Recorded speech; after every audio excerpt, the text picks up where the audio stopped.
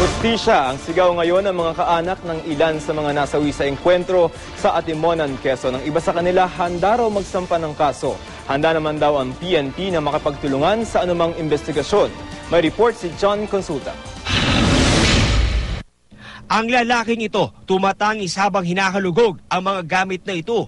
Hinahanap ang kagamitang naiwan daw ng kanyang ama na si Paul Cuyhilag, isa sa 13 nasawi sa umano'y shootout sa Atimonan, Quezon noong linggo.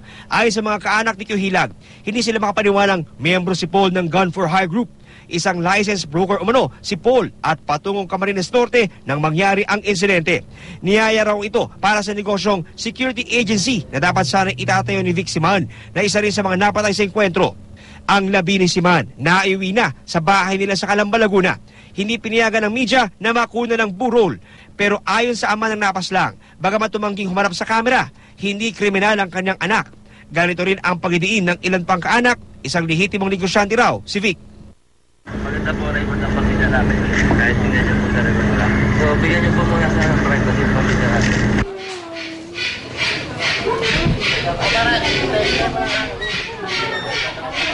Ang mga kaanak ng ilan pang nasawi sa umano'y shootout, di mailarawan ang matinding sama ng loob. Laking palulumo raw nila nang makita ang kalulos-lulos na sinapit ng kanilang mga mahal sa buhay.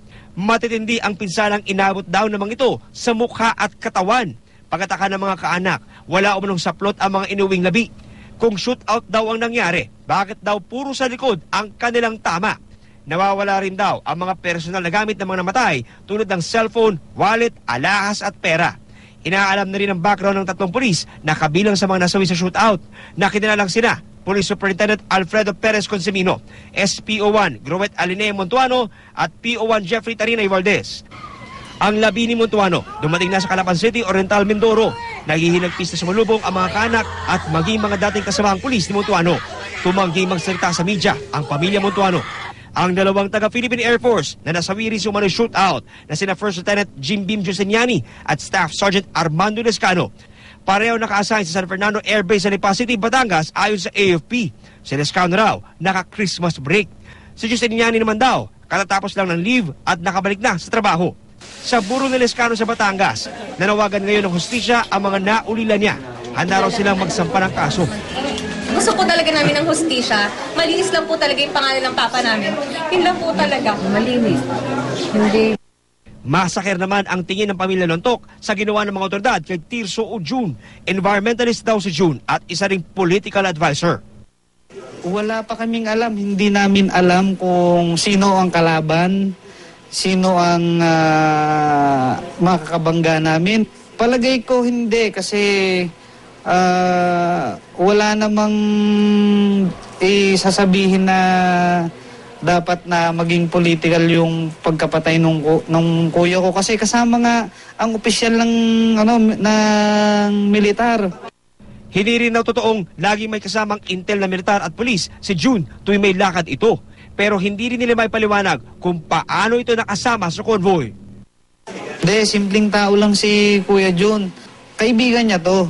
Sina Colonel Consimino at saka yung isa pa. Pero wala kaming alam na ganito yung mangyayari. Kinuha na rin ng kaanak ang bangkay ng isa pang biktima na si Maximo Playo upang iuwi na sa Candaban, Pampanga. Sa ngayon, wala pa raw silang balak magsampa ng kaso. Humihingi po ako ng katarungan sa pagkamatay ng aking asawa. Maawa naman po kayo sa mga anak ko. Sana po tulungan niyo pong mabigyan ng hustisya ang aking asawa. Ang Commission on Human Rights Region 4 nagpadala na ng Quick Reaction Team sa Lucena para sa parallel investigation.